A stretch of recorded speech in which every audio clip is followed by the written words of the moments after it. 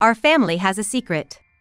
A secret that my husband, Bob, and I are keeping from our daughter, Marie. It's not that we want to keep it a secret forever, we plan to tell her when the time is right, but because I am such a coward, I have not been able to reveal it until today. I was afraid that it might shock her or that she might hate us if we told her, so I couldn't bring myself to open my mouth. I wish we could have gone through high school without any problems, but reality was not so kind.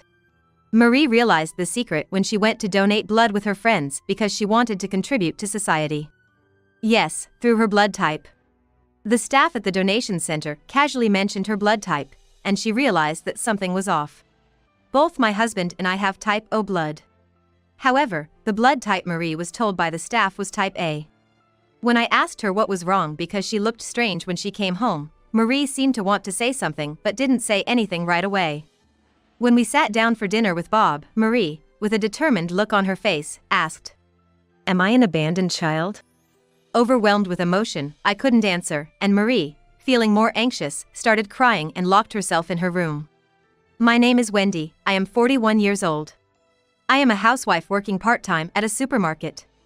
My husband, Bob, is a salaried worker, and our daughter, Marie, just turned 17 and is a high school student. We live in an apartment complex aimed at families, and while we can't afford any luxuries, we have been living a relatively fulfilling life. I admit that I am indecisive, but Marie is the complete opposite of me. She is open-minded and reliable, so somehow we balance each other out. For example, most of our conversations at home are initiated by Marie. She talks in detail about small things that happened at school, like being praised in club activities, so we naturally look forward to listening to her stories. And as for Bob, he is incredibly kind and has a deep sense of empathy. He has never gotten angry with his family.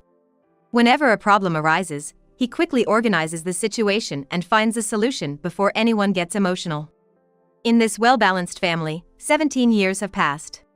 Today, like every other day, we had breakfast and dinner together, listened to Marie's stories, and enjoyed our close-knit family life.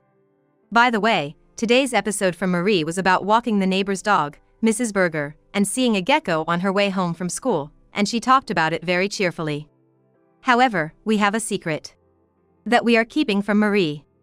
The truth is, I planned to tell her when she graduated from middle school, but I was too cowardly to say anything. The longer I put it off, the harder it becomes to say it, so I feel like I have to tell her when she graduates from high school, but I am still scared to say it out loud. I am afraid that our relationship will fall apart or that Marie will despise us, and I can't help but think negatively. I am aware that it is a bad habit of mine. Bob offered to talk to Marie if it was too hard for me, but I told him that I wanted to tell her myself, so he is being supportive.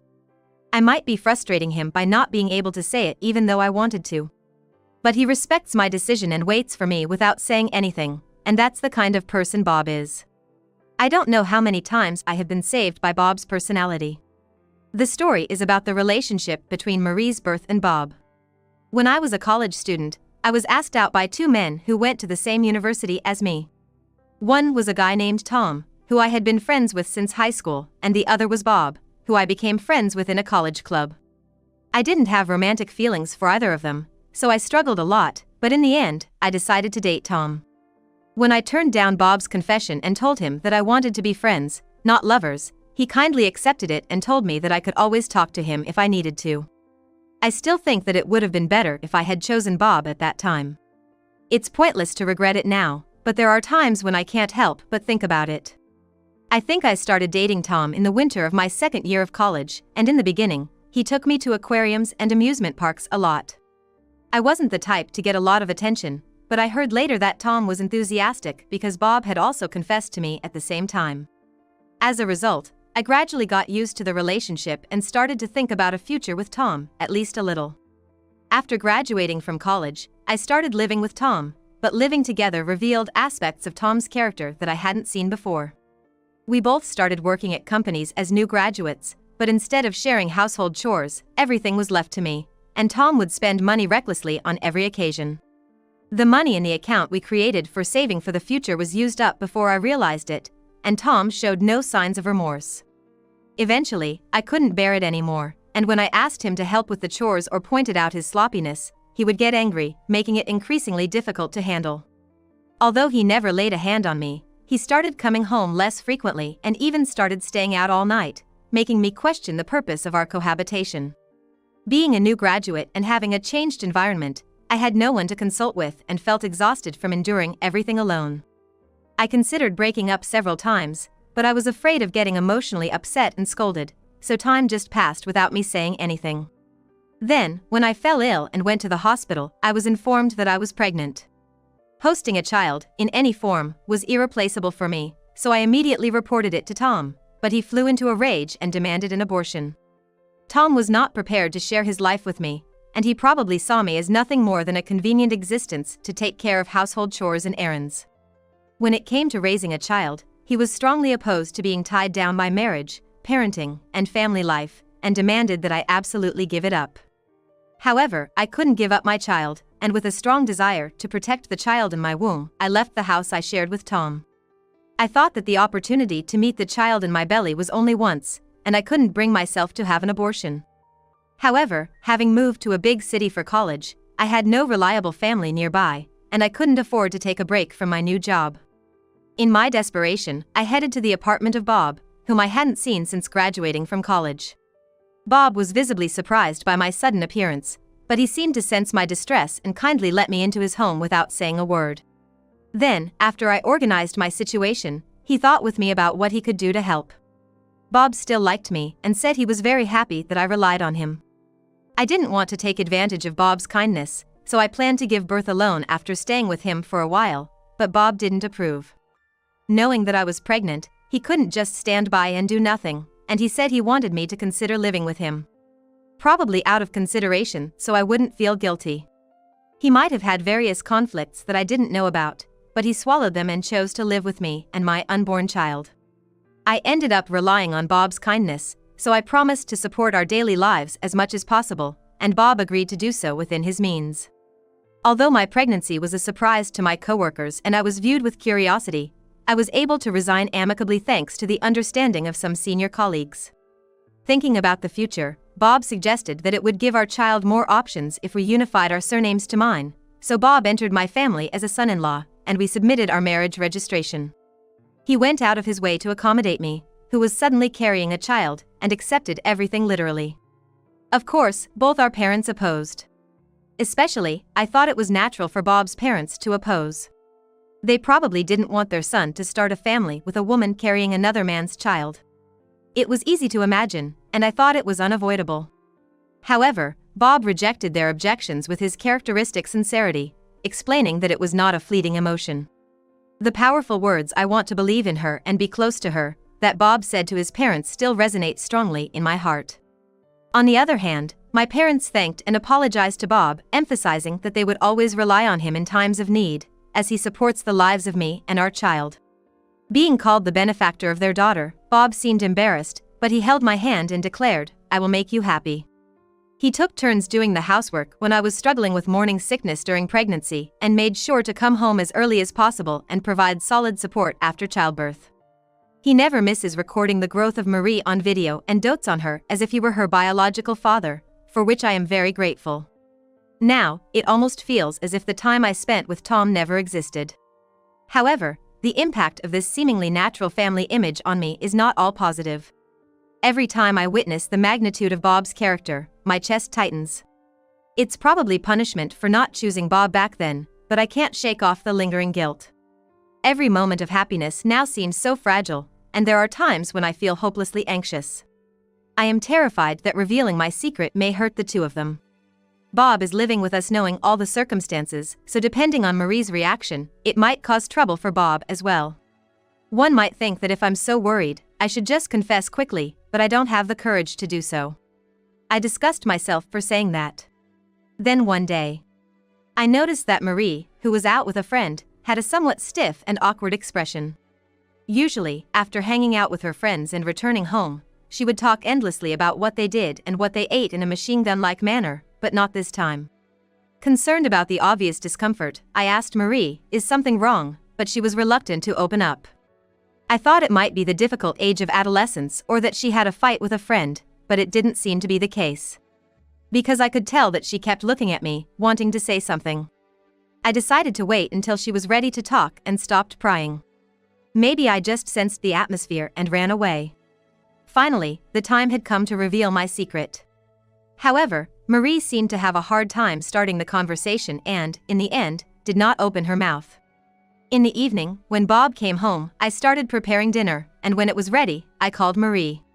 It is a daily routine for the three of us to gather around the dining table.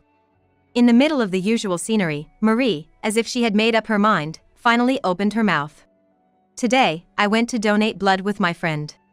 Bob, who sensed Marie's tense expression, slightly changed his expression, which I noticed. I was told my blood type is A. I wonder why. I was greatly shaken by the fact that Marie had inadvertently discovered the secret in an unexpected way and stopped eating. Marie knows that both Bob and I have type O blood. Therefore, she also understands that it is almost impossible for a child with type A blood to be born from us as a couple. Taking that into account, Marie is asking us for an explanation. In fact, we had always told Marie that her blood type was O. We had submitted school documents as unknown blood type and hid documents like the Mother and Child Health Handbook, which have her real blood type written, where Marie wouldn't see them. We did this so that Marie wouldn't feel bad about having a different blood type from her parents, but now it was clear that it had backfired. However, when I tried to explain to Marie, I couldn't find the words, and I fell silent. Maybe sensing my distrust, Marie made a sad face and murmured, "Was I abandoned?" I wanted to deny it loudly, but contrary to my feelings, I couldn't speak, and my stiff body remained silent. Bob, knowing that I strongly wanted to explain myself, met my eyes but hesitated to speak. Marie seemed hurt by the fact that neither a rejection nor an affirmation came from us, and tears started to trickle down her cheeks. Then, without saying a word, she got up from her seat and locked herself in her room. I realize I've messed up, but it's too late now. Why do I always swallow my words at crucial moments? The dinner that Marie didn't touch is gradually getting cold. Bob and I finished our dinner in silence, then covered Marie's leftover food with plastic wrap and put it in the refrigerator. So she can eat it if she gets hungry later. Usually, the time would be filled with Marie's laughter and chatter, but today, it's eerily quiet. For the first time, I'm going to sleep in an unsettling silence, and I am acutely aware of the magnitude of the shock Marie experienced, causing tears to overflow. As I lie in my bed, the words Marie said earlier echo in my head. Her voice sounded profoundly sad. I want to hug her right now, but I'm afraid she might reject me, and I can't do it. In the end, I am a coward, most afraid of getting hurt myself. I can think of countless words to berate myself, but I still can't find the right words to say to Marie. Of course, there are many things I want to say. There's no way Marie is an abandoned child. She is my precious child, who I genuinely gave birth to, enduring all the pain. I remember the sensation of my belly gradually swelling and getting heavier, the pain of labor, the warmth of Bob's hand holding mine during childbirth, all too well. As Marie grew more active, there were many times I worried, but I can recall the scenery of the evening when we held hands and walked home, the essay she wrote to me as if it was yesterday. However, I'm tangled up with unnecessary thoughts, wondering if all of that was just my ego. Bob and I raised Marie with the utmost care, trying not to hurt her. I thought I had poured out my heart, filled with genuine love. And yet, I couldn't even deny Marie's words, let alone respond. If I could turn back time, I would immediately deny Marie's words. I want to hug her and tell her that she is definitely not an abandoned child, but my beloved, blood-related child. However, it might be too late. The fact that I couldn't deny it right away might mean that I felt guilty. Marie might not believe anything I say anymore. Thinking that, tears of regret start to overflow again. Then, there's a knock at the door of the room I'm in, and Bob quietly comes in. Asking is it okay now, Bob sits down on my bed, so I get out of the blanket and sit next to him. It's been 17 years, a long time, Bob says warmly and kindly, rubbing my shoulder. However, I couldn't honestly accept those comforting words because of self-loathing, and I blurted out, "Yes, it's over, the game of playing family." I think I said those self-destructive words because I couldn't bear it otherwise. Then, with a tone I could never have imagined from the usually gentle Bob, he firmly denied, "That's not true." Sure, it might have been a twisted connection, but there wasn't a single lie in these 17 years, was there? Saying that, Bob tightly grabbed my hand and said, "Pull yourself together." I am aware that I conveniently relied on Bob when I found out I was pregnant with Marie. I have been living my daily life feeling sorry for Bob all along. Because I was weak, I had the habit of thinking negatively about everything, like I stole Bob's life or I am a bad woman taking advantage of his kindness. Probably, Bob also noticed my guilt. I was ashamed of myself, who could only cry, but Bob gently hugged me and said firmly, "We are a family." Those were the words I wanted to hear the most, and at the same time, I wanted to tell Marie as soon as possible. The next morning, the first thing I saw with my swollen, puffy eyes from crying was Marie, also with puffy, swollen eyes. Marie, noticing me sitting on the sofa, came straight over and sat down next to me. Then she laid her head on my shoulder and slowly opened her mouth. "I heard a little bit from Dad last night. I'm sorry, I jumped to conclusions." According to Marie, Bob emphasized that Marie and I are real mother and daughter, and he will always be on Marie's side no matter what. He told her to hear about the circumstances of her birth and the beginning of my relationship with Bob from me. Marie was happy to hear that our relationship wouldn't change. I thought she had grown into a strong person. Feeling disgusted with myself for still not having the courage and running away from my feelings, I took a deep breath and started talking slowly while watching Marie's reaction. About Marie's real father, and how Bob accepted Marie and me as a family when I found out I was pregnant. As I talked, tears that I thought I had shed enough of yesterday started to overflow again. Still, I wanted to tell Marie in my own words, so I kept talking. About the day Marie first rolled over, the day she ate solid food, and the day she started walking, all precious memories that I can never forget. And I apologized deeply for not being able to express it properly yesterday. I sincerely apologized for making Marie feel anxious. "Even if you hate me, I want to be your mother from now on." When I said, "I'm sorry for being selfish," Marie seemed to think for a while and then fell silent. Then, after a little while, she said, "Oh. The blood type horoscope, everything was different," and laughed. "I was anxious because you didn't deny it right away, but you tend to clam up when you're flustered, don't you?" I realized that when I talked to Dad. She said it with a bit of teasing. Marie's eyes were filled with a gentle warmth, emitting a glow that made me feel truly relieved. I was moved by Marie's strong words and shed new tears, mumbling like a child, "Please forgive such a mother." Marie patted my shoulder and said, "My feelings for my family will never change. Dad, Mom," and then she looked at Bob, who had come into the living room at some point, and said brightly with tearful eyes. I felt the atmosphere brighten up completely from yesterday and finally felt relieved. I shed tears again, not knowing how many times it had been, hugged Marie, and reached out to Bob, and we all hugged each other, expressing our feelings of being a family together. We held each other tightly, promising not to let go, but had to separate once when Marie said, "I'll make breakfast."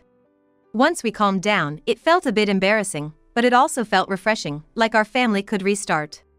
All thanks to Bob, who cleared up the misunderstandings when I couldn't decide, and to Marie, who grew up so well. I decided then and there to become a person who wouldn't be a disgrace to these two. After all, I was able to meet such a wonderful family. Marie's breakfast included the soup that tasted exactly like the one I always make. While the side dish was Marie's original stir-fried vegetables, the soup was faithfully recreated from what I taught her. Even in such moments, I find Marie, who can stir my emotions, truly adorable. Embarrassed, Marie said, "It tastes like Mom's," and smiled as she sipped the miso soup. Bob also smiled gently and praised Marie, saying, "You did a great job." Thus, our daily routine was maintained, and we could once again gather around a dining table full of smiles and conversations. Later, as if suddenly recalling something, Marie said, "I thought Dad was just kind, but he can be reliable too, huh?" Confused, Bob tilted his head, and Marie explained, "I mean, you quickly stepped up to help Mom when she was in trouble, right?" "Wow, that's so cool." She smiled happily, adding that it's not something everyone could do. I, too, was greatly helped by Bob at that time. Even now, Bob helps me a lot, and I'm truly grateful to have someone like him around. "Thank you," I said, expressing my gratitude that had been building up for years. Tears welling up in his eyes, Bob laughed and said, "Stop it." Later, thanks to Marie's strong desire, we had a small wedding ceremony with only a photo shoot. At our home, there's a photo of me in a bridal gown, Bob in a suit, and Marie in a mini dress. It's an irreplaceable treasure that tells the story of our family. Listen, you can hear it, right?